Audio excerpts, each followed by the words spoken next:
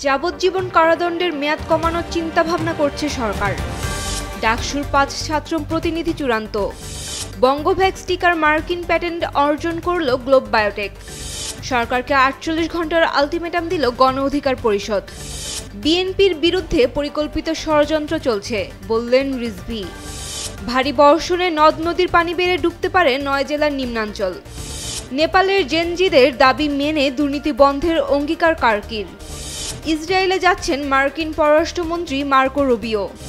NATO দেশগুলো তেল কেনা বন্ধ করলে রাশিয়ার উপর নিষেধাজ্ঞা দেবেন ট্রাম্প।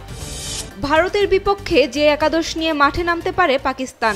বেশি বয়স্ক বন্দীদের মুক্তির কথা বিবেচনায় রেখে সরকার যাবজ্জীবন কারাদণ্ডের মেয়াদ কমানোর চিন্তাভাবনা করছে বলে জানিয়েছেন স্বরাষ্ট্র উপদেষ্টা লেফটেন্যান্ট জেনারেল অবসরপ্রাপ্ত মোহাম্মদ জাহাঙ্গীর আলম চৌধুরী। স্বরাষ্ট্র উপদেষ্টা আজ রোববার দুপুরে সচিবালয়ের স্বরাষ্ট্র মন্ত্রণালয়ের সম্মেলন কক্ষে আইন শৃঙ্খলা সংক্রান্ত কোর কমিটির সভা শেষে সাংবাদিকদের ব্রিফিংকালে একথা জানান।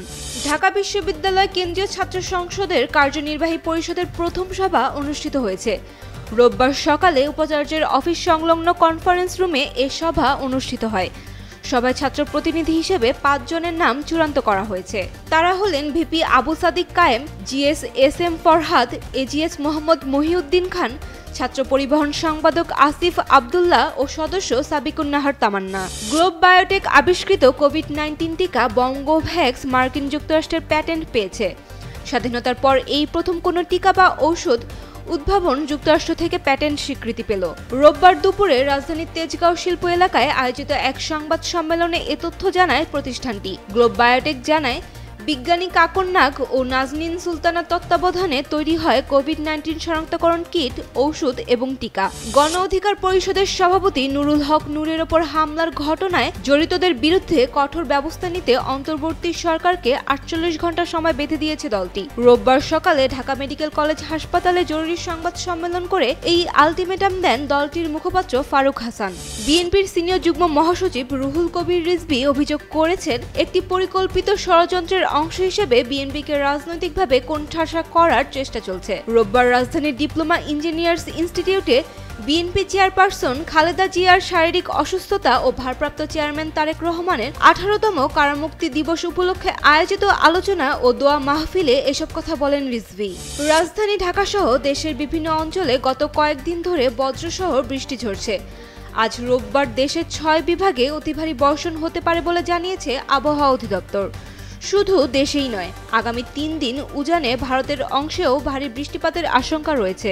বাংলাদেশ পানি উন্নয়ন বোর্ডের বন্যা পূর্বাভাস ও সতর্কীকরণ কেন্দ্র জানিয়েছে, এ সময় নদ নদীর পানি বেড়ে দেশের উত্তর, উত্তর পূর্ব ও দক্ষিণ পূর্বাঞ্চলের ৯ জেলার নিম্নাঞ্চল সাময়িকভাবে প্লাবিত হতে পারে। দুর্নীতি দমনের জন্য বিক্ষোভকারীদের দাবি মেনে চলার অঙ্গীকার করেছেন নেপালের নতুন প্রধানমন্ত্রী হিসেবে দেশটির অন্তর্বর্তীকালীন সরকারের দায়িত্ব গ্রহণকারী সাবেক প্রধান বিচারপতি সুশীলা কার্কি। কাঠমান্ডু থেকে বার্তা সংস্থা এএফপি জানিয়েছে, জেনজি বিক্ষোভের রাজনৈতিক পালাবদলের পর কার্কি দেশটির প্রধানমন্ত্রীর দায়িত্ব গ্রহণ করেন। তিনি আজ রোববার থেকে তার কাজ শুরু করেছেন। গত সপ্তাহে কাতারে ইসরায়েলি হামলাকে কেন্দ্র করে মধ্যপ্রাচ্যে উত্তেজনা বৃদ্ধি পাওয়ার প্রেক্ষিতে মার্কিন পররাষ্ট্রমন্ত্রী মার্কো রুবিও দেশটির প্রধানমন্ত্রী বেনিয়ামিন নেতানিয়াহুর সঙ্গে বৈঠক করবেন।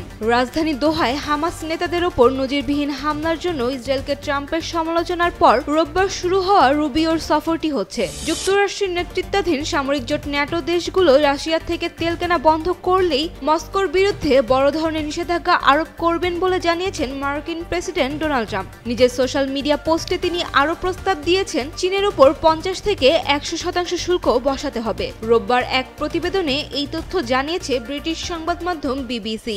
এশিয়া কাপ ক্রিকেটে আজও মুখোমুখি হচ্ছে ভারত ও পাকিস্তান। এরই মধ্যে আলোচনা শুরু হয়েছে ম্যাচের একাদশ নিয়ে। প্রাথমিক রিপোর্ট অনুযায়ী পাকিস্তান দল ওমানের বিরুদ্ধে ৯৩ রানের বড় জয় নিশ্চিত করা একাদশই রাখার পরিকল্পনা করেছে। তবে পেসার হ্যারিস রৌফ খেলবেন কিনা তা চূড়ান্তভাবে স্টেডিয়ামে সিদ্ধান্ত নেওয়া হবে। একাদশে তার সুযোগ পাওয়ার সম্ভাবনা খুবই কম বলে মনে করা হচ্ছে।